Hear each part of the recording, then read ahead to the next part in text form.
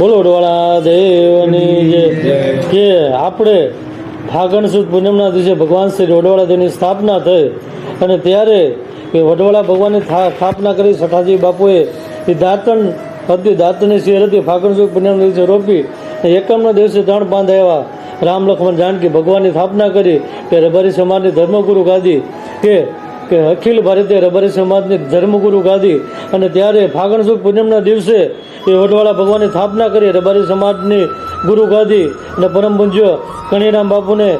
રાંગણને રૂપણ 2 ગાયનો વસ્તાર અને ત્યારે કણીરામ બાપુ મહામલ્લેશ્વર કણીરામ બાપુની ગાય શીતળ ગાય અતિ પ્રિય હતી અને એ ગાય ઉપર કણીરામ બાપુએ શીતળ ગાયની ગૌશાળા વિશાળ બનાવી અને એમાં અતિ આનંદ કે પરમ પૂજ્ય કે વડવાળા મંદિર દુધરેજ ધામની પરંપરા કે ભવિષ્યમાં કે વર્તમાન એવા કણીરામ બાપુના શિષ્ય હાલ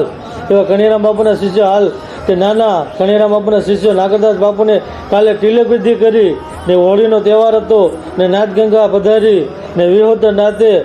જે કાર કર્યો અને એમાં વિશેષ આનંદ અમને એટલે થાય કે પરમ પૂજ્ય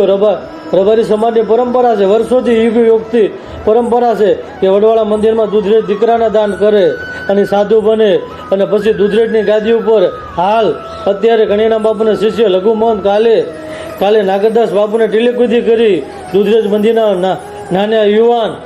નાગરદાસ બાપુને તિલક વિધિ કરી અને અમને ગર્વની વાત થાય કે પરમ પૂજ્ય સાધુ તો બધા એક જ છે, ભેખી ભગવાન, તો અમને ગર્વ એ થાય કે નાગરદાસ બાપુની જન્મભૂમિ કાઠિયાવાડ દેશમાં, ગોહિલવાડ દેશમાં અને એમાં અમારે શેત્રુંજી કાંઠા વિસ્તારમાં એ વાસિયાળી ગામમાં હાંભળ પરિવારમાં દીકરાનો જન્મ થયો અને દૂધરેજ મંદિરમાં અર્પણ કર્યા અને આજ એ દૂધરેજ મંદિરના ગાદીપતિ કર્યા અને આખા વિશ્વમાં નામ બોલ્યું। બોલો વડવાળા દેવ